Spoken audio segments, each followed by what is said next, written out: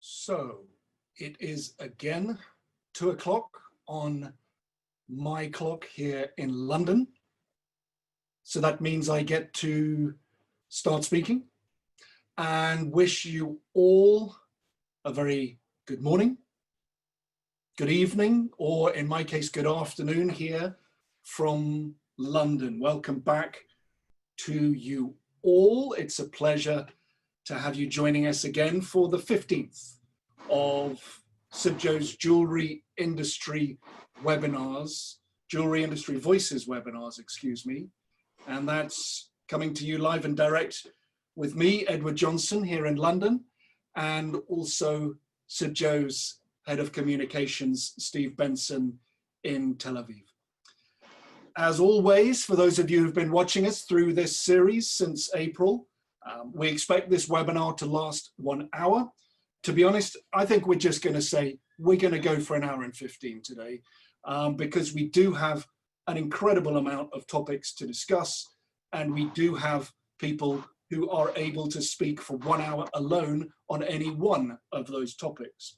My job is to try to keep the conversation condensed and moving along, but we've got a lot of information coming your way in the next hour or hour and 15. So the Jewellery Industry Voices webinar series, which has been hosted by CIBJO over this COVID period, looks at issues of interest in the jewellery business from the perspective of industry figures.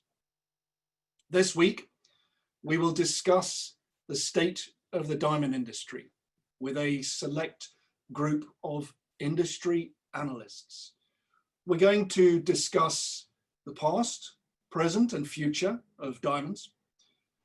We're going to discuss consumer demand, the importance of data, the importance of financial models. Of course, we have to discuss laboratory grown diamonds. And lastly, we will discuss sustainability. Some may say that we've bitten off too much to chew, but these are important topics and we're going to have a go at getting through them with our panel today. So before I introduce the panel, let's check in with Steve Benson. Steve, good afternoon. How are you today over there in Israel?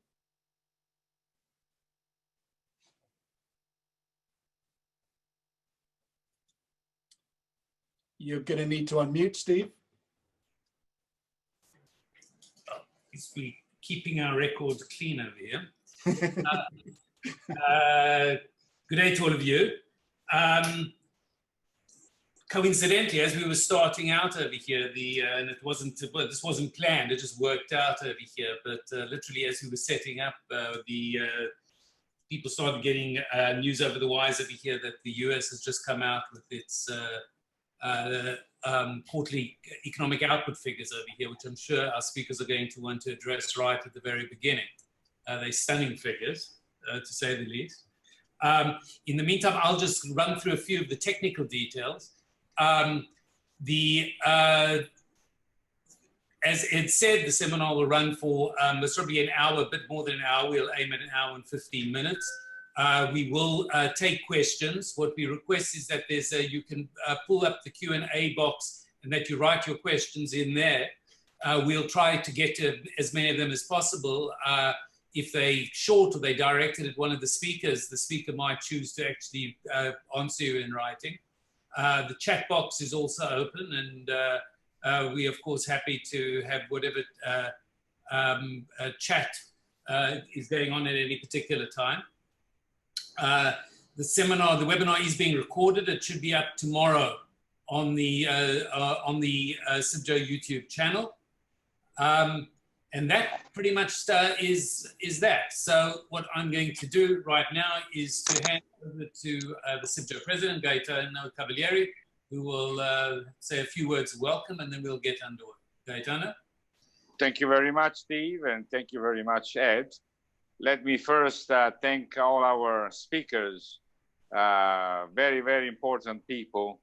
I think that with these people in the panel, I'm sure that we will have one of our records in terms of the way they will present each one of them the topics, and having the privilege of knowing them one by one, I want on behalf of CIBJO and the jewelry industry, thank you for being with us today.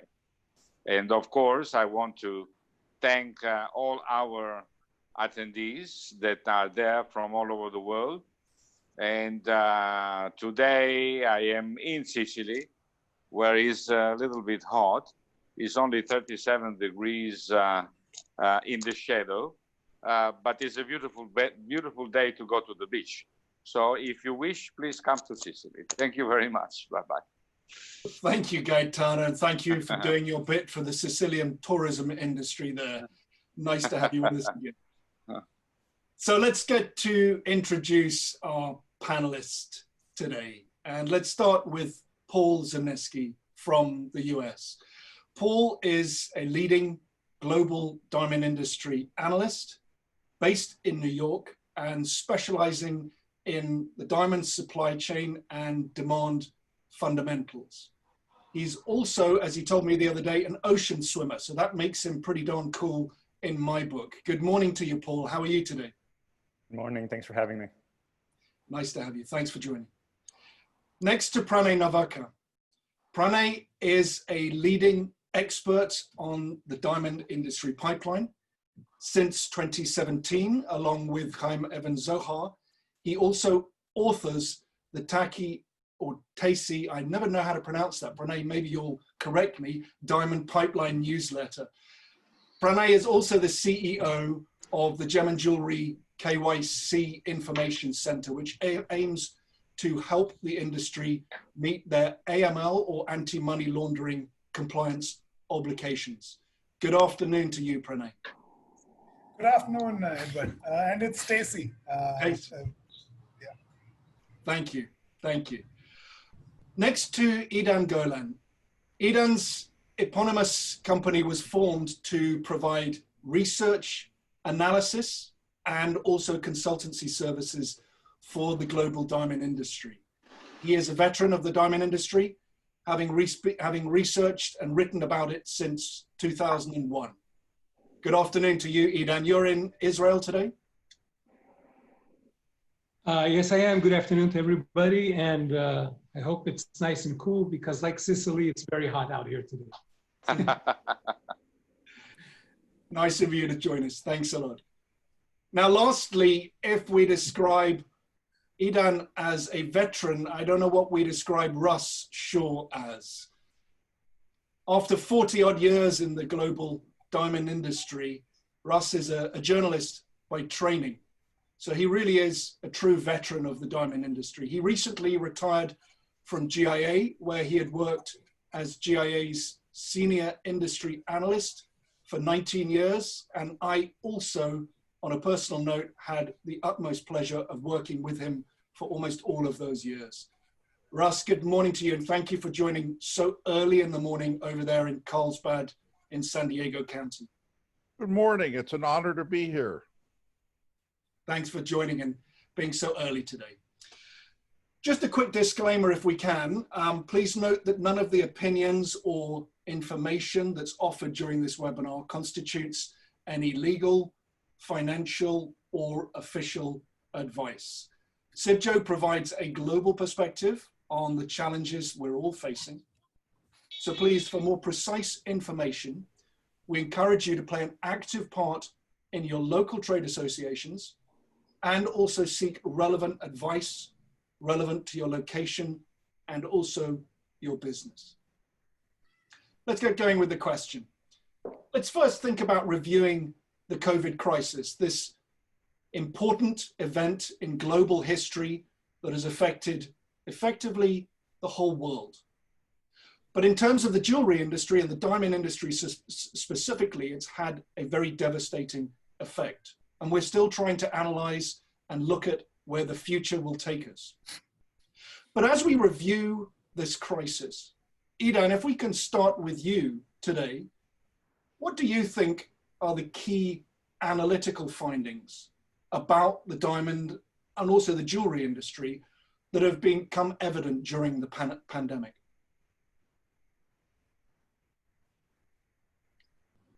Well, the entire diamond industry rests on the shoulders of retail.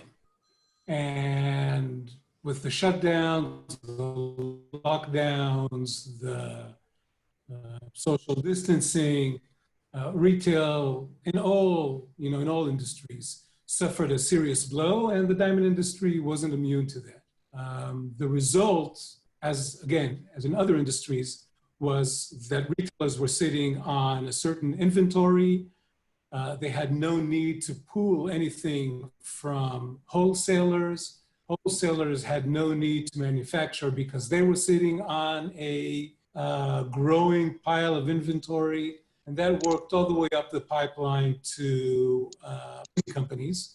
Some of them sitting on a stockpile of several $1 billion worth of goods.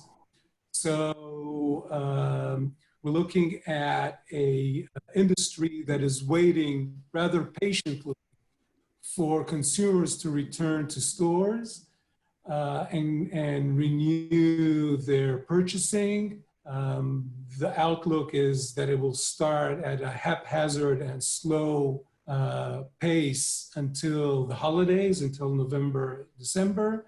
And in the meantime, cash flow is slow, activity is slow, the ability to pay to employees is limited, and that presents a host of issues to everybody in the pipeline.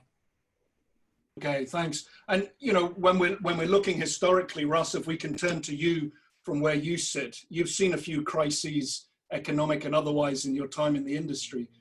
How does this one compare to others?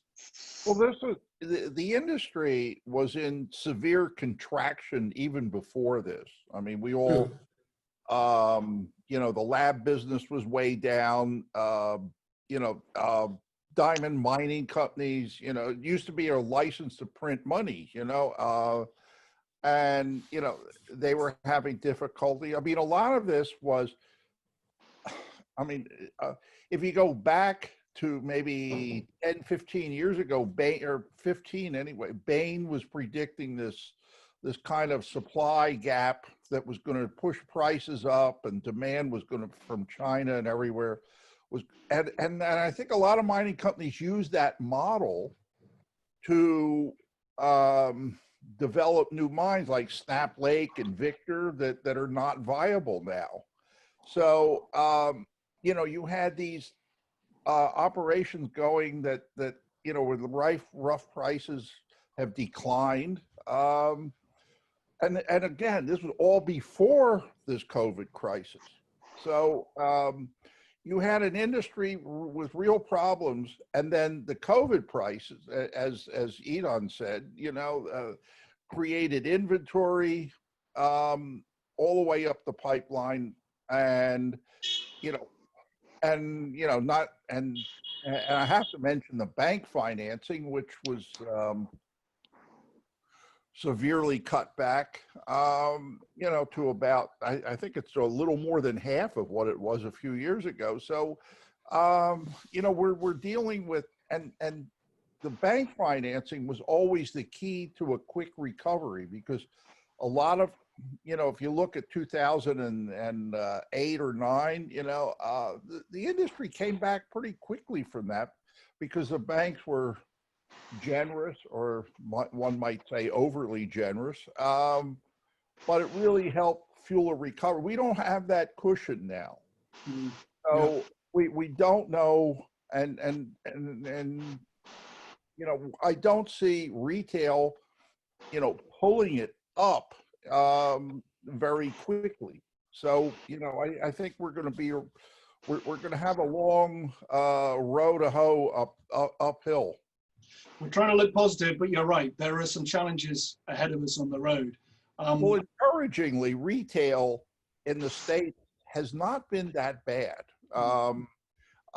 Independent jewelers, have been doing okay, and this is from a couple of surveys, JA and Centurion. They've all reported decent, their members have had decent sales. I think the mall jewelers, and again, in the US, the malls themselves have had severe problems in the last few years. So, but, the independent retailers and specialty retailers have been doing okay, and online has gone way up. Yeah. So, yeah. Paul, if we can bring you in there from New York, from your perspective, analyzing especially the finances and the financial situation in the supply chain, what have been the main challenges that you've seen in the pipeline during COVID? Yeah, I mean, I think Aidan and Ross provided a pretty good backdrop here. You know, I would say apart from the physical closure of jewelry stores throughout the world, I mean, I think it's been the border closed. You know, this industry, it's very global in nature, and the supply chain is quite large, and it's made, you know, business to business extremely challenging. You know, looking at you know, rough diamond supply, you know, there's been a significant amount of started. I mean, we're talking you know, severe impact on supply.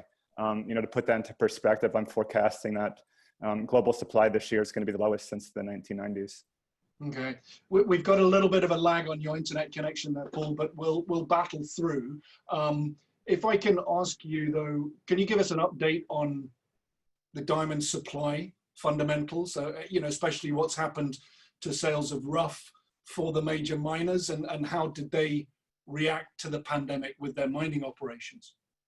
Yeah, and I'm not sure, you know, what I previously said made it through, but again, you know, there's been a significant amount of supply curtailments and mine closures in the industry this year, and it's you know, I would describe it as a, you know, a very, you know, severe impact on supply, given what we're seeing. You know, and I think global supply this year is going to be the lowest since the 1990s. Are you able to see any percentages of a decrease of supply at this time? Yeah, I mean, it depends if you look on, you know, volume or value year-over-year range. We're not getting the best connection there, Paul, so I'm going to move on if that's okay. And let me turn to Pranay over there in India. Pranay, what did the Indian diamond industry do to deal with the pandemic, and has it been successful? So I think just you know, before I get into that, I just want to actually take a step back. What we saw in the COVID crisis is that all of a sudden there was shutdowns across the world, right from retail into manufacturing and you know, into some mine closures as well. Now the impact of this is you know, our industry, as everyone knows, is pretty much one pipeline. So if you have a fair idea of what happens at the retail end, you can then extrapolate it back into what's going to happen into the polishing and then back into the rough. So that being said, I think from a business perspective, it was all about managing your liquidity, how you're able to do that, and how you're able to manage your whole business.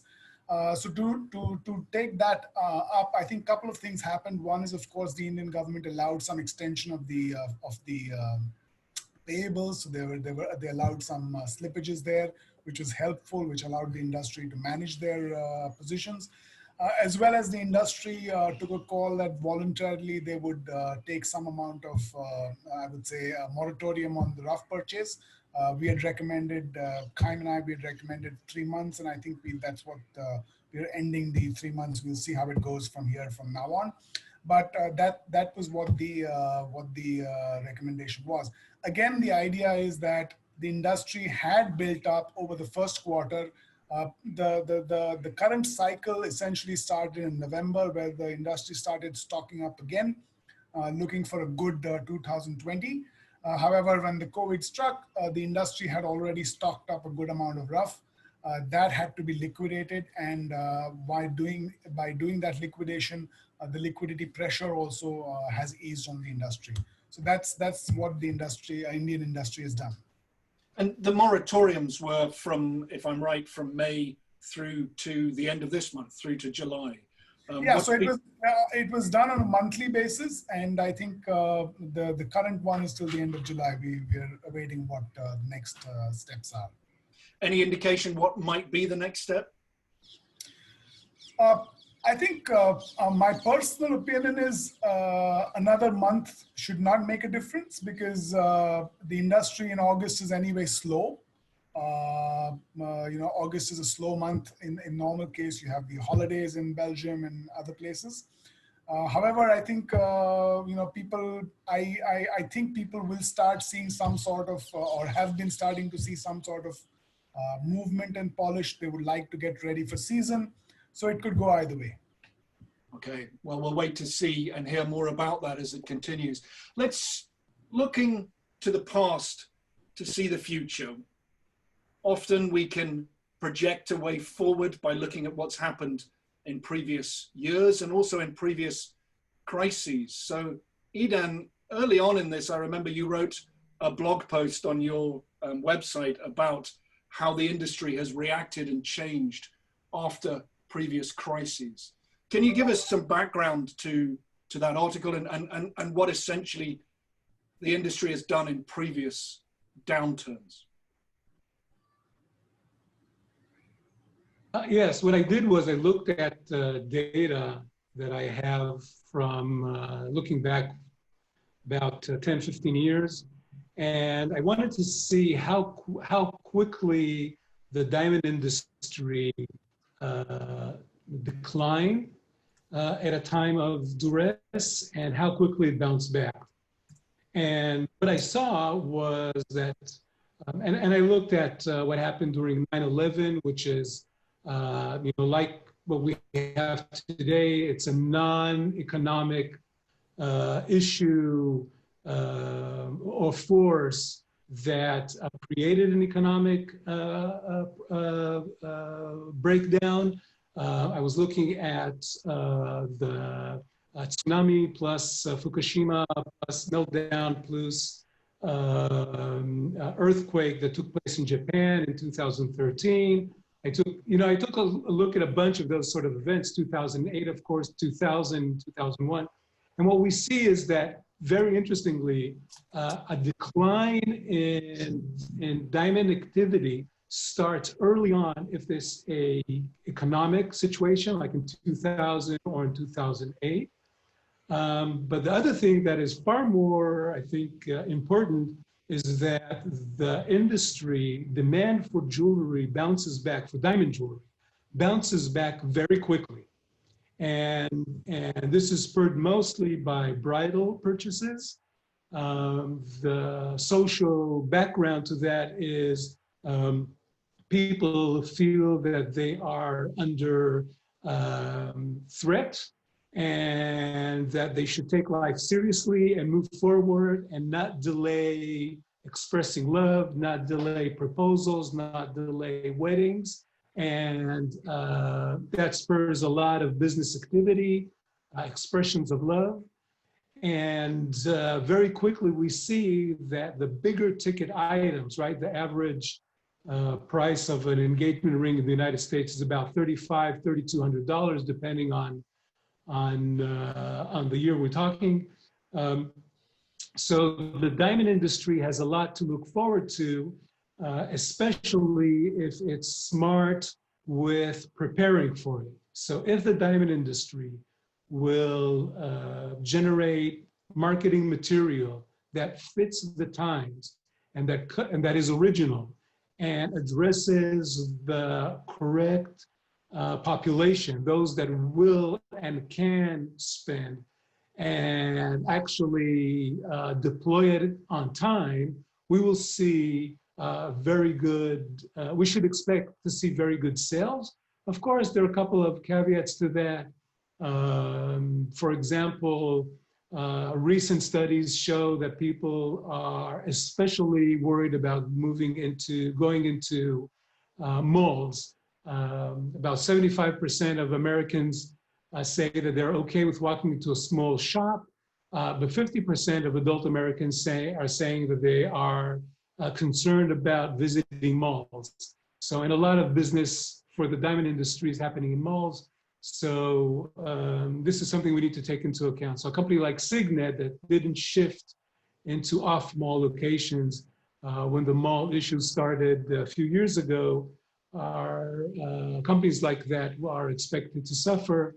well, those that cater to special designs, things that are different, caters to the younger, the 35-year-old and younger consumer age groups. Those guys are expected to do especially well. Yeah, thank you. And I'm reminded in our second webinar at the end of April, we had John Carter as one of our panelists from a retail jeweler in Illinois called Jack Lewis Jewelers. And he had the lovely phrase when we were in that early stages of the lockdown that love isn't quarantined. He was still seeing people who were wanting to celebrate relationships even while we were locked down. Love isn't quarantined. It's a great quote from this period. I'll give you a small example. In Japan, 2013, the triple disaster was in March. In March of that year, imports of polished diamonds, and this was early in the month, imports of polished diamond hit a record high.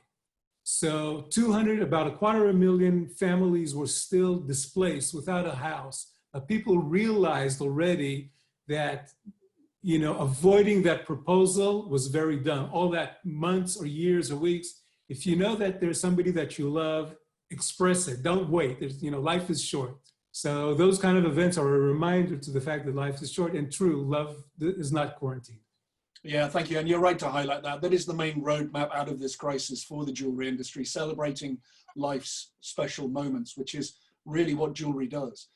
Paul, if I can turn to you there in the financial capital of the US in New York, how do you compare what we've seen over the past few months to what was experienced during the past financial crisis, the global financial crisis in 2008 and 2009?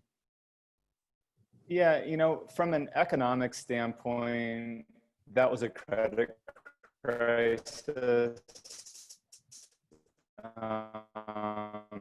It was self-inflicted. Okay, Paul, I'm going to have to... I would describe what we're going through now as a paralyzation of global supply chains and commerce. I think this is more acute. But Paul, we're getting a connection problem with you. Are we having connectivity? We're having connectivity problems. Can I come back to you? Paul, I'll come back to you if I can. Can you see if there's anything possibly that you can do? Or okay.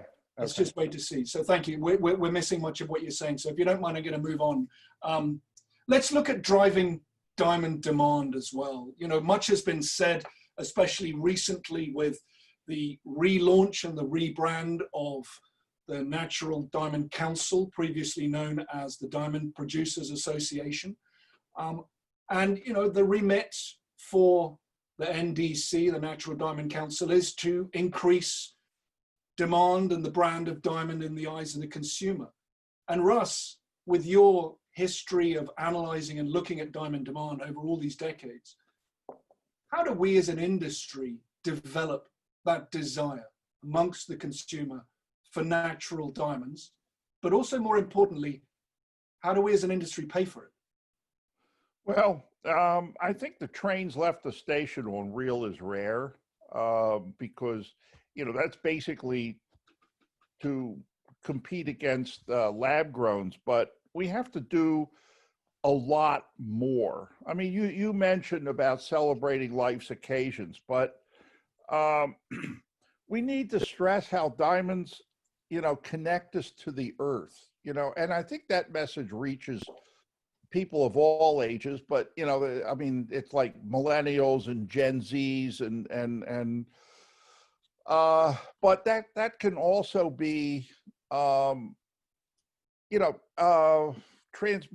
easily transmitted through all social media, but we have to do much more than compete against lab growns. I mean, it's just and also we have, and I know we're going to talk about sustainability, but that has to be woven in too, because there just read a survey that 3/4 of American consumers are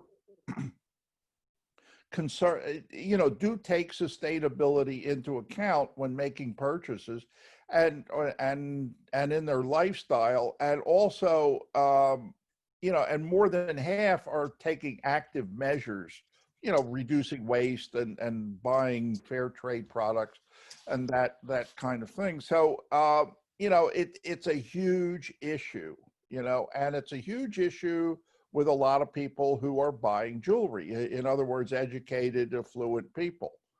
And we need to start now because, we have an audience that's still a bit shut in. So people are actually looking at social media more and reading more about these things. So, we have a bit of a captive audience. So who to pay for it?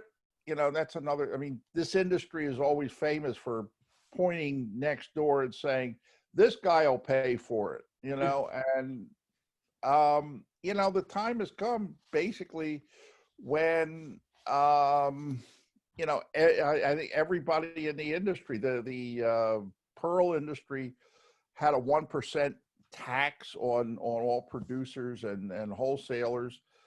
1% tax is basically profit margin for a lot of manufacturers. So but I think coming up, paying for it will be difficult because mining companies, De Beers numbers down 96% or something, and so Rio Tinto's getting out, and so financing this will be difficult. But it's necessary. We've got an interesting, sorry, Russ, to cut you in, but we've got an interesting comment here in the chat from Ben Janowski, who says, the biggest plus diamonds could get will come from governmental policies that at least start to rebuild the middle class by narrowing the income gap. Idan, can I bring you in to comment on that? Government policies to increase income? Idan? If I'm allowed to interpret what Ben wants to say, and I think we'll have the comments area to double check that I got him right. In general, I agree with him. That is, the government, it is the responsibility of local governments to ensure that their economies are protecting themselves from the ills of the lockdown and trying and doing their best at renewing economic activity as well as economic confidence. Without it, consumers will not go into stores and spend on something such as a $3,000 item. Instead, they'll prefer to save their money and wait for times when they do feel more confidence. In that regard, is absolutely right. He made another comment about the movement from rarity to emotion. I think that the previous slogan that the DPA had was a little too rational. And we need a slogan that talks to the emotional value of diamonds and buying diamond jewelry. And in that regard, if we succeed in creating a conversation that around diamond and diamond jewelry and purchases of diamond jewelry that centers around the idea of emotion, especially if we're talking about love, etc., then we'll be doing a step in the right direction. So yes, the diamond industry has to take care of the diamond industry, but governments have to take care of their economies. Right. And without it, we need both of them to make things happen. Russ, you wanted to join? Yeah. Next comment to see if we're on the dot. Along the line of what Idan was saying and Ben's question, there had been, for the past number of years, a slow hollowing out of the middle market of jewelry in the U.S. So, you know, which is really proof that you know, people were spending. A lot of people had less disposable income to commit to jewelry, but the very wealthy were buying more jewelry. So you had the high jewelers doing well, and you had the people catering to the fashion and kind of lower end sub $1,000 who were growing, and the middle market people were relatively stagnant. Pranay, you wanted to join. Pranay. Yes, Edward. I think I would like to put a little perspective to this. I've been talking for years that as a industry, we have been losing the share of wallet for luxury goods. It has been reducing over the last few years. Even if you look at this crisis, I think Bain is projecting that in this year, luxury goods, their medium terms or their middle scenario is about 25%, or 22 to 25% drop in luxury spending this year. Their extreme scenario, I think, goes up to 35% drop in luxury spending this year. So, if we take the historical pattern where we've been doing worse than the luxury industry, our sales should be lower. That said, however, I think we have a lot of things which are going in our favor. The first is, of course, that one of the big competitors to our share of wallet was, of course, the tourism industry. That is, of course, is no longer there effectively as a competition, at least for the foreseeable 6 months future. Yes, it will eventually come back, but till that point, I think we have a golden opportunity to really look at improving our share as an industry. The other thing is, of course, people have been asking questions about it and talking about it, which is the whole emotional aspect. It's a good time when people are afraid. Emotions make more difference. People are looking for that individual connect, and this is probably a good opportunity again for the industry to make the best out of it. Thank you. And Paul, let's try with audio only on this. If I can throw the question to you about, what is traditionally a supply-driven business, the diamond business, but are we any closer in the diamond industry to becoming demand-driven now, consumer demand-driven? Yeah, I guess it's now more than ever before. We've seen a number of mines close in recent years due to lack of profitability. These are mostly independents, but, De Beers did close Snap Lake a few years back. So these are not situations where you keep producing and hope to sell diamonds at some point in the future. This is, operations stopped, mines closed permanently. And I think this is, in part a reflection of the fact that economic diamond deposits are, quite rare and they're few and far between. Thank you.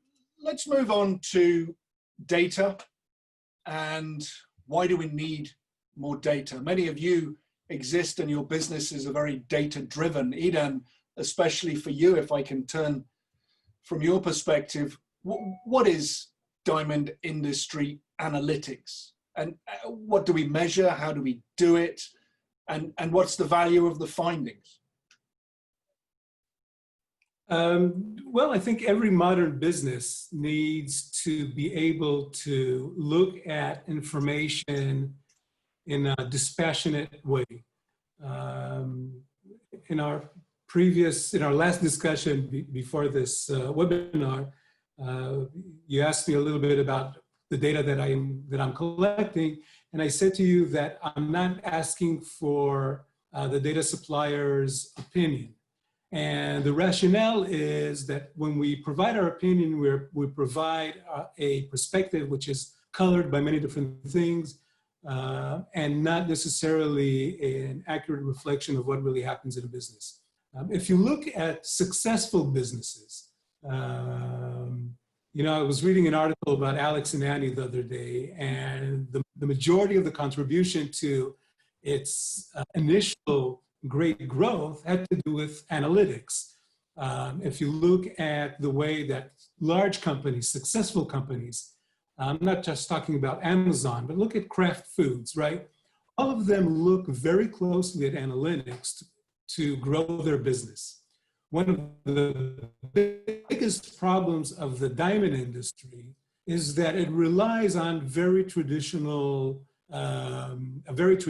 attitude. And that is, I'm doing business the way my grandfather did it, the way my father did it. I talk with my buyers, I talk with my clients, and I know what I need to provide them. But when you sit with them and you say to them, look, I looked at about 1,000 retailers, and I'm seeing that over time, your sales to them are decreasing, or that there is an item that I know that you sell, there's a big item of yours, but there was a bunch of opportunities at those retailers that you didn't realize that were there, and you lost, I don't know, $1 million worth of sales, right? So you basically left money on the table. The ability to use business analytics, data, accurate data, big data, gives a lot of businesses tools, all businesses tools to improve their ability to compete in the market, have accurate pricing, and provide what consumers really want and that they are really buying. Without it, we're going down like this and trying to fill out, what is it that, they want that item. Well, no, not exactly. And I think that's the power of data analytics in modern business today. Would you say it's applicable for any business to use, or who should be thinking about or considering using analytics in their business? Oh, absolutely. I think the biggest question is, can I afford it? Some companies can afford it easily. Some companies can afford it. For some companies, it's tricky. Even for those companies, there is access to very high quality analytics that will answer basic questions. I'll give you an example. Imagine that you're a small mom and pop operation, one store, $2 million in annual sales. You have a bunch of salespeople, and at the end of the day, you're not walking home with a whole lot of money. So can you afford $100,000 in data, in annual expenditure in data analytics? I think the answer is no. However, if you are able to supply data to some of those companies that collect data, you'll get back data, and you'll find out maybe you're buying the cost that you're spending on a jewelry item is higher than what the average jeweler in your market and in your sector of the diamond industry are paying for. So why pay an extra 5-10% and be less competitive? And you can still get that data. There's access to that data. It's available, and it will do wonders to your business if you choose to use it. Okay, thanks. And Paul, turning to you, it seemed to be working with just the audio only version, thanks for that. But Paul, how do you collect and use data in your work, and why do you use it? Yeah, so I guess I use what I'd call like a mosaic approach, if you will. As an analyst, I want as much empirical data and anecdote as I could get. And then I aim to use all of that to fill in the missing pieces using some sort of sound reasoning. Well, that's the plan, at least. And I'm a fundamental analyst, so I would say the data is the science to me, and then kind of the filling in the missing part, that's I guess the art. Thank you. Pranay, do Indian diamond companies understand the importance of data, and how do they use it? So I think, I have two views on this. I think the first one is in terms of using data within the company, companies have been pretty efficient. Indian companies, went out and started becoming more dynamic in their pricing of their certified stones, and we can see that, where we've got people who are changing prices on everyday basis on different parameters. Even on the manufacturing front, Indians are one of the leading entities where they use a lot of equipment as well, and they're able to produce some of the finest stones using some of the technologies which are available. So while companies are good at using technology within, what they're not good at is sharing that data and using the data analysis as a group. As a group, I don't think we've been doing this well. Idan, of course, knows and I've also been in a couple of projects where we've tried to do this, but people, just they think it's very valuable, but really the value coming out of pooling data is much more than people imagine. But they really refuse to let go of some of that data, and and as part of that, a lot of people lose in this entire process. And one of the things that we talked about the other day, Pranay, is the importance of common data and really getting a way of anonymizing data and making it accessible to more people. Absolutely. Yeah, I think so. So that's where I come. Even let's take, for example, pricing. And you've had this discussion in your last panel as well, Edward. But I think there's so much which can be done simply by pooling data. There are 3-4 different ways out there, but it's simply because if everyone just got together and pooled what they have and shared that data, of course, in an anonymized fashion, you would get much more clearer information and data out there. And this is just one part of it. There are so many other aspects in this whole story. But I think as a group, we just don't do enough to share and use collectively the data which is available. Well, one of the original aims of this webinar series was to educate and update the trade and help them to find a way through this crisis. And if I can say so, one of the main things that's come through in our sessions each week is the importance of data and the use of data. And we're cementing that message here today. And as Idan said, it's, even a mom and pop store with $2 million of turnover should be looking at using data more. We're getting some questions to address laboratory grown diamonds. We are getting to that, we promise. But before that, I want to think about financial models and how to finance the industry. Paul, if I can turn to you, what has happened to diamond industry financing during the pandemic? So, this is, financing to I would say the midstream segment in particular. Obviously, that's, been a challenge for the industry. What I would say is there's been a significant deleveraging in that segment of the industry over the last couple of years. And I think, when you look at the midstream industry and the financing to that industry, I think it's a lot more sustainable now, and it was a lot more sustainable going into this pandemic. And right now, I don't really see, financing as a top problem for this industry. If anything, interest rates around the world are pretty much at record lows. The world's awash in liquidity. So I don't see, financing the problem that it was, 2, 3, 4 years ago. Okay, thanks. And Russ, turning to you across there on the West Coast, how can the industry restore trust amongst the financing community? And especially... Following along to what Paul said, one of the existing problems is that the model that was built on credit is much slower in changing than the financing industry. So, he's correct in that there's been a lot of deleveraging, and the amount of financing now is sustainable on a finance level, but for a lot of companies, who were dependent on higher levels of credit, it's not sustainable for them. And, we've seen a lot go out.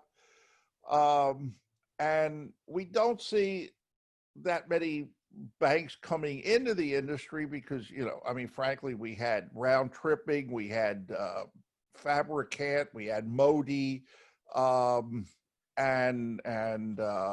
Jotun, various machinations. So, the trust isn't there. Plus, the banks are under scrutiny because they have trust issues. They're facing trust issues themselves with like Deutsche Bank and can there be a less dependent model? Well, basically there has to be. Miners traditionally it's cash and carry. Maybe they have to be more flexible. Maybe, and going back to data, they really need data. What's selling? tailor sales to demand rather than what they want to get rid of. So they don't saddle people with more goods than they need that they can't move right away and force them to borrow money to sit on them. So there has to be this like much more detailed knowledge of what's selling through the pipeline. You know, alternative financing channels have been set up, but I'm not sure they can deliver the kind of money needed to really make a big difference. And also you get one Modi size default and they're gone, you know? Yeah. So, you know, it's not an easy, problem to deal with right now, but Idan, you know, it's necessary. Yeah. Sorry, Idan, you had something. Yes, well, you know, 2019 was a very difficult year for the midstream of the diamond industry. And in their effort to reduce expenses, what many diamond companies did was to reduce their borrowing. So what they did was they, among other, brought money from home. They depended a lot more on their own money, and that made them a lot more to behave cautiously with their financing. And so if they had to, you know, trim up some fat, they did that. But one of the outcomes of that was that, well, two interesting outcomes of that was, first, the supply of memo goods to retailers has decreased, which created a lot of pressure on retailers. So either to buy the goods that you are interested in, or, you know, give up on that. And that forced the hands of a lot of retailers. And we saw this happening primarily with Indian wholesalers. Israelis found that all of a sudden there's an opportunity, maybe they can provide some memo goods. That happened. The other thing that happened was that in odd twist of the plot created a lot of confidence on the part of banks. What banks found was that the financing that they provided was standing on a much more reliable legs. And if you talk with bankers today and try to understand how they feel about the diamond industry, and walk away from what the general press says, what they tell you is that if there's a sector that is proving to be very reliable and meets its obligations in a timely manner, that is actually the midstream of the diamond industry.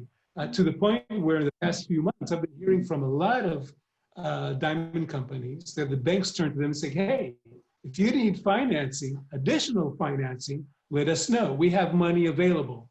So the banks are looking to generate more business for themselves, locating cash.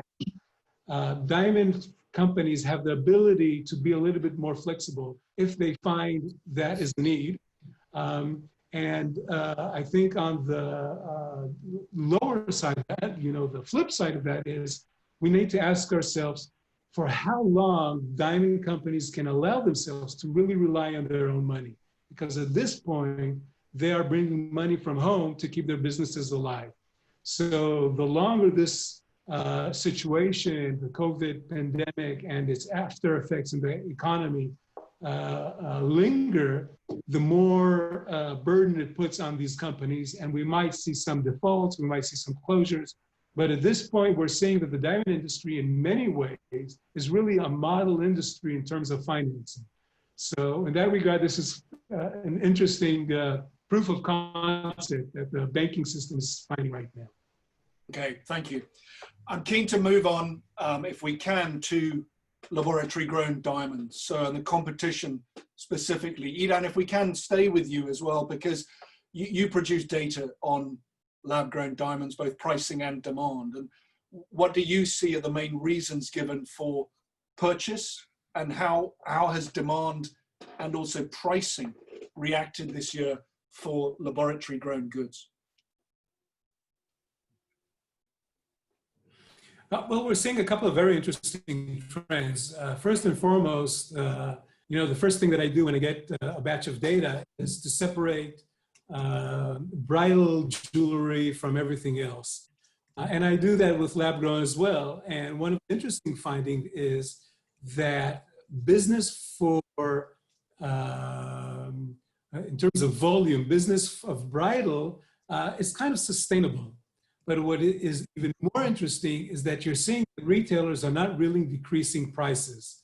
So I said earlier that engagement rings of diamond jewelry engagement rings are about $3,200 these days.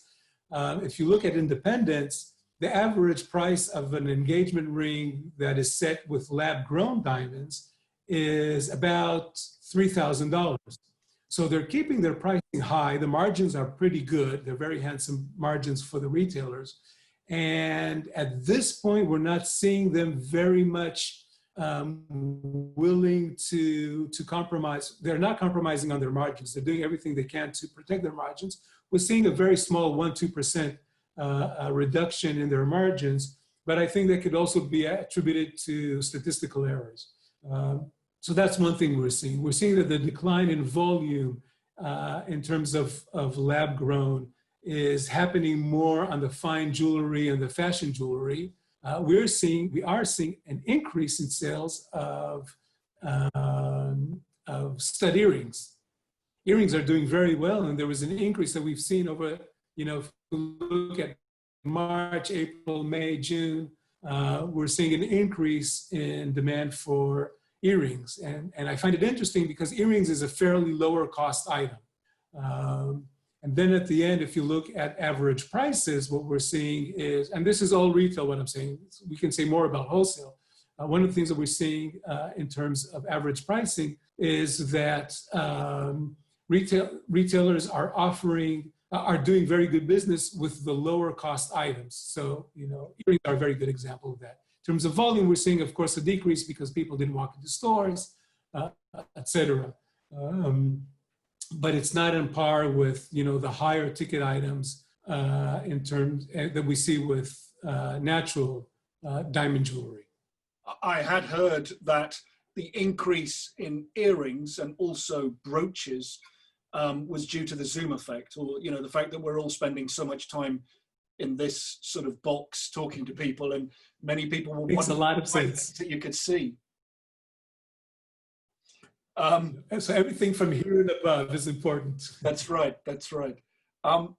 Russ, we've talked about this a lot in the past, and lab grown or laboratory grown diamond demand, counter to many people's assumptions originally in the industry, and some of the more traditional members of our industry felt that, retailers, that there wouldn't be any demand from the retailers for lab grown diamond engagement rings.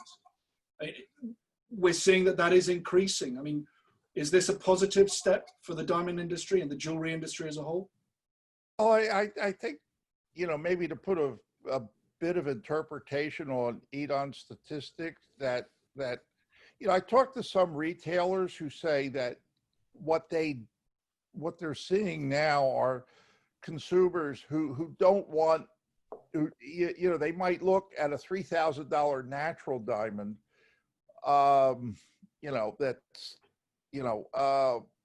but they can get a fairly one more significant size for, roughly similar money on a lab grown. So, but I think that taboo, or not taboo, but hesitation, like for a lab created diamond, according to some retailers I talked to, it seems to be fading, because a lot of people are more concerned about what's happening in the future. They're concerned about the economy, their job, their future, but they don't want a small engagement ring. I mean, years ago, people would have a quarter carat ring and then upgrade once they became more affluent. So, assuming the marriage lasts, of course. And one retailer told me that she thought this is an opportunity for an upgrade later. Well, you have this lab grown diamond, this, carat and a half lab grown diamond that we're selling you now, but maybe years down the line, when you're on a firmer footing, you could buy a carat and a half natural stone replace it, sort of a starter engagement ring, you know. Yeah. So, you know, which I thought was interesting. You know, and I found it interesting that, you know, if you go to Blue Nile, what they're really pushing is clarity enhanced and lab grown diamonds. You know, first thing you look at when you type in engagement rings, all these clarity enhanced stones come up, and they're cheaper than the lab growns for comparable sizes, which I thought was interesting. Yeah. And again, as Edon says, the markups, margins for lab growns are much higher than natural. So retailers are really finding that appealing. And we're getting comments to that tune in the chat box there as well. Pranay, maybe we can turn to you because, of course, in India, the main production center, many of the members of the natural diamond community are also heavily involved in the laboratory grown diamond sector. Why is that? Why are they doing both? So I think from a diamond polishing unit perspective, whether you're polishing natural diamonds or whether you're polishing lab-grown diamonds, there really isn't that much of a difference. For them, you know, many of them will probably consider this to be another product which you deal with, a very similar product, but obviously with higher margins. So it finally comes down to, if you're going to make this, you know, more money in polishing lab-grown diamonds, you will polish that because you're a factory. Your focus is manufacturing your diamonds and polishing diamonds, and you know how much profit you can make. If you make more money in lab-grown diamonds, that's what you will go for. So for people who consider this as a kind of extension of their business, that's why you see a lot of Indian companies getting into it. They understand the diamond polishing space. However, what I'd like to say is that if they are considering this as a lab-grown business, or considering the lab-grown business as something similar to natural diamonds, I think they will, at some point of time, there would be a big, you know, they will face a problem. It is a different business. The dynamics are different from the natural diamond business. And if you are continuing to use the same methods from a natural business in a lab-grown diamond business, at some point you will fail. If you're looking at it as a different business and you manage it as a different business, you will do well.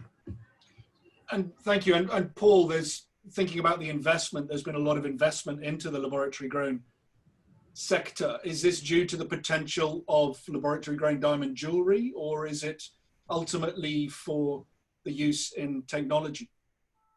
Yeah, I think that's a really a good, important question. And I think it's both. I think a lot of these companies see themselves as technology companies first and foremost. You know, for them, developing the technology is the #1 priority.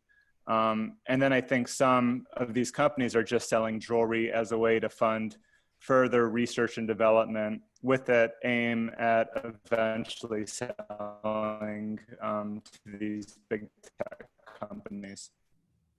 Okay, thanks. We're turning the hour here, but I do want to talk about sustainability as a last topic here. And Edon, maybe I can start with you. When we think about sustainability, should diamond companies do more to improve their sustainability stories? And if so, what should they be doing? The answer is yes. And the simple reason is, the simple cynical reason is that's what consumers are demanding. The reason should be that that's the right thing to do. And if I know where my purchased items come from and how they've been procured and treated along the way, it increases my confidence. You know, if I need to choose between two items of similarly priced, you know, everything else being considered, obviously I want the item that is the more moral, the one that fits my ethics more accurately. I know that for many consumers, this is a sort of a hollow statement. They'll say yes, yes, yes, and then just buy the cheaper, the lower cost item. But that's the right thing to do. And the way to do it is through transparency. I mean, you know, the fear that we have of our competitors knowing what is it exactly that we're doing and how we're doing it, I can understand it. But at the end of the day, you don't have to stand stark naked in front of the world in order to be transparent. You can be transparent and still protect your business secrets and secret sauce very successfully. Efforts such as Tracer and a bunch of other such initiatives are insanely important. One way of doing this is pressure from above. When banks demanded to have more financial transparency in the diamond industry, it happened. Not because the diamond industry thought it was the right thing to do. The diamond industry was very resistant. But when they had no choice, they did it. Yeah. And what the banks did, they pressured Personal Rosa, and they in turn, pressured their clients. So it's possible, it can be done, it should be done, it's the right thing to do, and it's the wave of the future. So don't avoid it. And thank you. And just to clarify, Tracer is the De Beers traceability model that they Yes. had for a few years. Yeah. Pranay, the main driver of sustainability issues in the jewelry supply chain is the Responsible Jewelry Council, RJC, and membership of RJC is large in India, but mainly among the diamond companies, and those are mainly to comply with European and American retailers' requirements. In India, amongst the diamond community, how is sustainability viewed? Is it a matter of compliance that they have to do, or is it a business opportunity? So I think, Edward, of course, there are the larger companies, as you mentioned, who deal with European businesses and American businesses who are more aware of the worldview. They are much more aware and how sustainability and responsibility helps their business going forward. But from purely business perspective, I think ultimately it boils down to, is there really going to be an extra value for them? Are they going to see more, either more business, or they're going to see more margins? That's when really people will start to look at responsibility and sustainability in a much more proactive manner. I think that said, there is also I think we need to turn the question around. We need to ask the question whether it makes sense, or can we simultaneously reduce our business costs while also becoming more responsible and more sustainable in our operations. I think that's where the idea of My KYC Bank came about, which is essentially a centralized database where companies complete their KYC, and then they can share that KYC with anyone in the system seamlessly. So simultaneously, you can reduce your costs of doing your KYC. You don't need people to collect information, analyze information. All that is already done for you. So I think solutions like these, if they are brought to the table where as a group, we can reduce the cost of compliance while making it easier for people to comply, you will see a much more widespread use and much more better compliance right through the supply chain. Yeah, cost is the main issue there, understandably. And Paul, maybe finishing up this discussion on sustainability with you, what from your perspective is the core business case for companies to invest in their ESG or their environmental and social governance models? Yeah, I mean, I think it's definitely a necessity, apart from just being the right thing to do for humanity. Marketing and branding is headed in that direction almost every industry. Paul, I'm sorry, we're not getting what you're saying. Paul, I'd really love to see the Paul, I'm sorry. Industry leader in this area. I think De Beers carbon capture initiative, for example, is one of the ways. Okay, Paul, I'm sorry. To do this. Oh, I think we have the challenge that we had one time before, ladies and gents, whereby Zoom does this funny playback. Okay. Sorry, Paul, I need to cut you off there because we're losing much of what you're saying. Let me go to the last question if we can here. Just something to wrap up quickly and briefly for you all if we can. Russ, you wanted to join? Well, yeah. I mean, I would just like to add that you know, Briefly if you can. very briefly, the industry has a good story to tell, and we're not doing it very well. You know, we cite statistics about how great Botswana has done, or where Gujarat used to be a famine, but we've never personalized it. We've never like done you know, videos or reports on a Botswana family or Gujarat town that's been pulled into prosperity through diamonds, you know, and now they're not basket cases that need help and NGOs swarming all over to build things for them. They're all doing it themselves with a capitalist model, you know, and you know, I think it's a great story, you know, I mean, Absolutely, I agree with you. a full capitalist, so, you know, and this shows how capitalism works, you know. It isn't the greed story that you hear, you know, elsewhere. All right. Thanks, Russ. Yeah, it is about impact stories. That's the main point, is actual impact models and getting back to data again. Let's finish up with a quick fire question. All right, you're all industry analysts. I want to ask you a question to justify your existence. Why does the jewelry industry need analysts and analytics? Pranay, maybe I can start with you for a quick fire round. Yeah, I think, you know, if someone asked me that question, my immediate answer would be, we don't need analysts. Given the structure of the industry where everyone is their own boss, everyone runs their own unit, everyone is the own analyst, you know, so everyone thinks they're the best.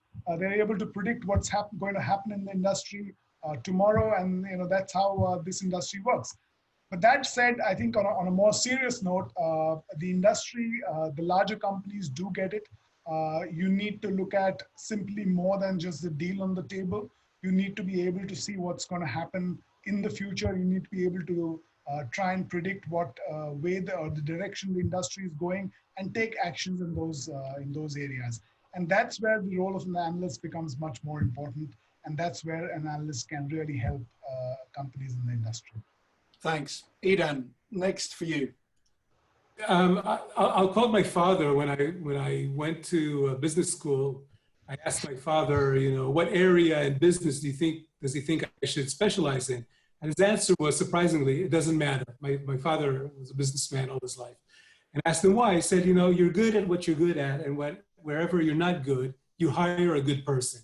So, you know, if you are a diamantaire and you're great at sales, but you're not necessarily an accountant, you're not necessarily a jewelry designer, and you're not necessarily an analyst. You hire a good person to do something that you're not good at, and that is essential for your business. So is it essential for your business? Yes. Bring it in, use it. I agree with Pranay on the base. You know, my smart ass answer is you don't need us.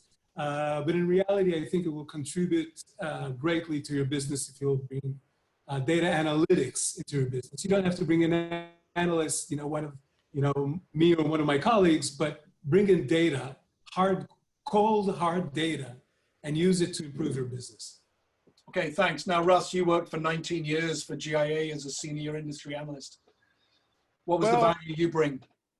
Well, I just found that it was really critical to know what's in demand and to be able to tailor mine sales and mid-pipe production to that demand, because otherwise you get saddled with goods you don't need and debts you don't want, you know. And this has been the industry problem since I've been in the industry, you know. So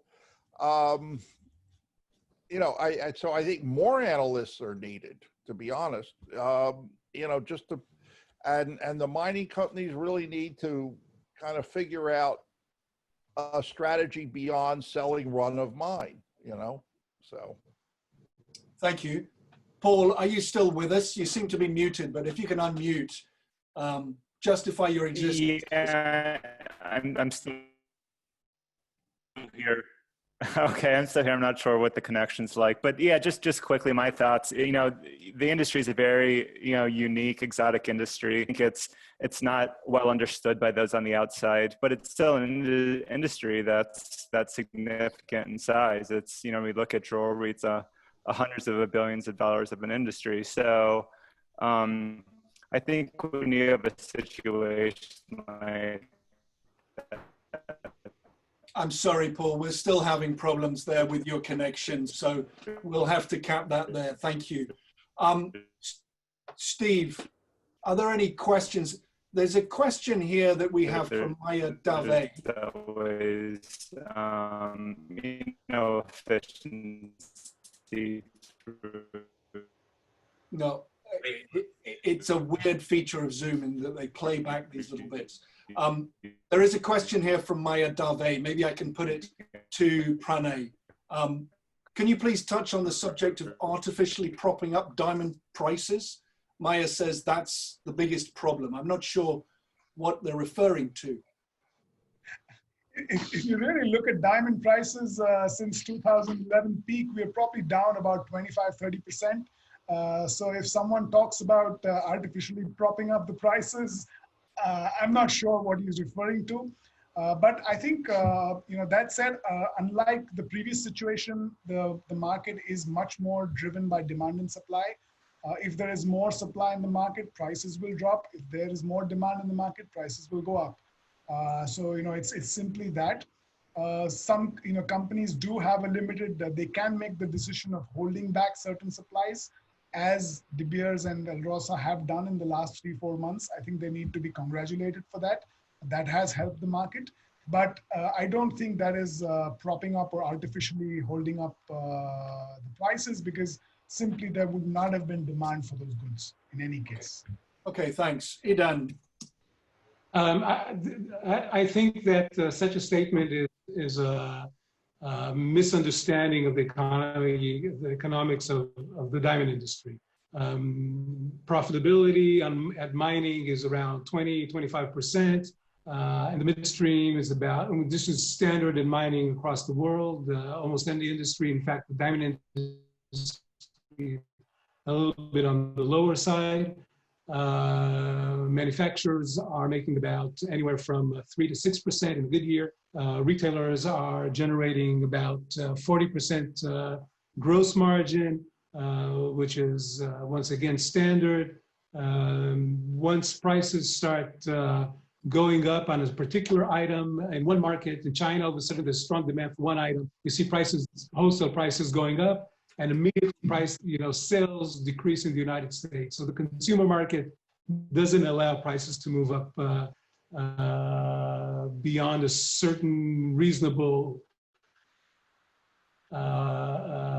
measure.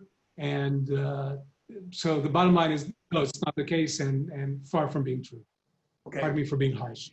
No, we need straight talking from our panel here. Thank you. We're at 18 minutes past, so we've even bust through the time that we said to go, an hour and a quarter. We've had some questions, but also some comments, and I pushed them through to the Q&A box.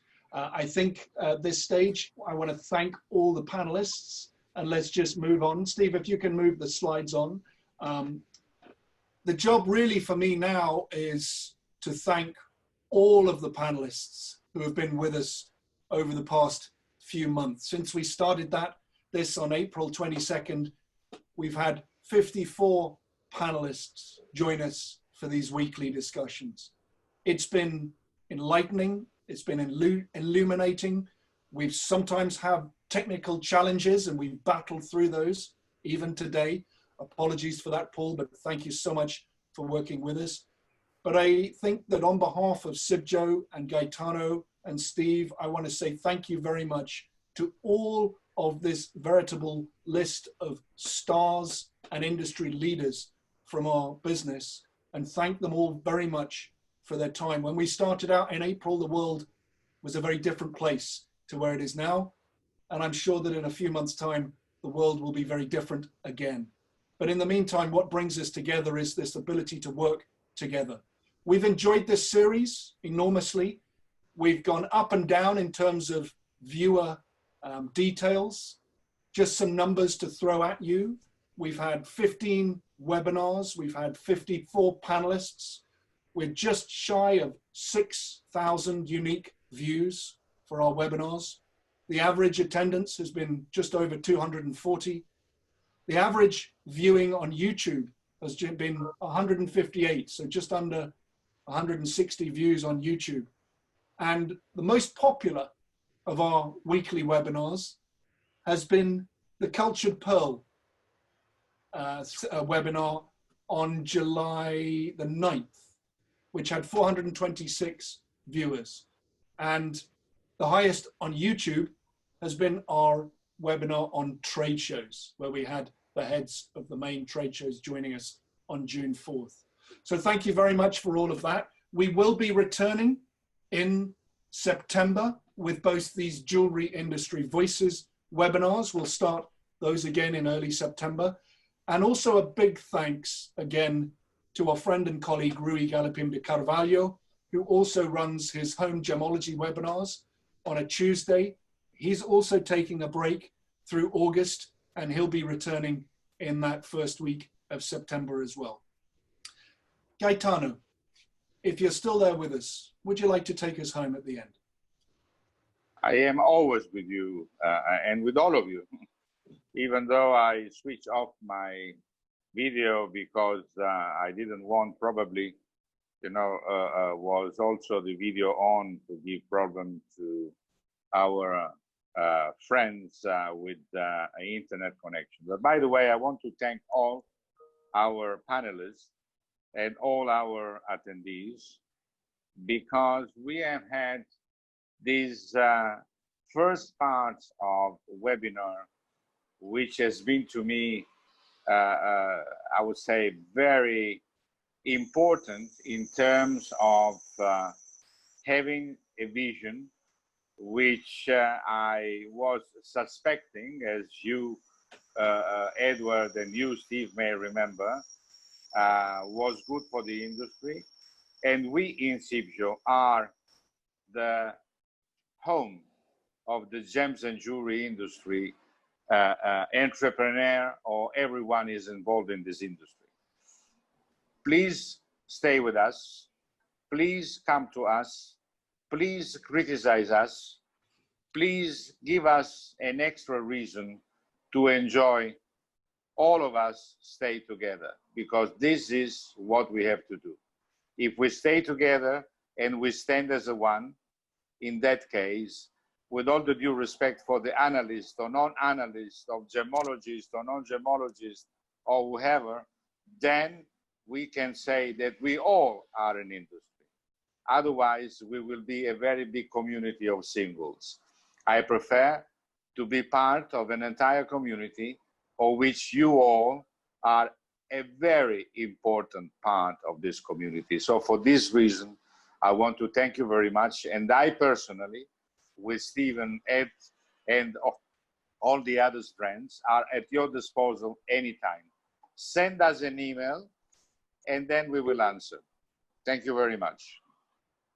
Gaetano, thank you so much. Nothing from me to add except to say, please make sure that to get the invitations for when we get started again in September, please make sure you're in CIBJO's email list. The email to do that is in front of you now. And also, please, we love to be liked on social media. So please follow us and like us on LinkedIn, on Facebook, and also on Instagram as well. Pranay, Idan, Russ, and Paul, thank you so much for all of you for being with us in this last in a series. And to everybody out there watching, please stay safe, take care, and enjoy your summers or your August, wherever you are in the world. Bye-bye now.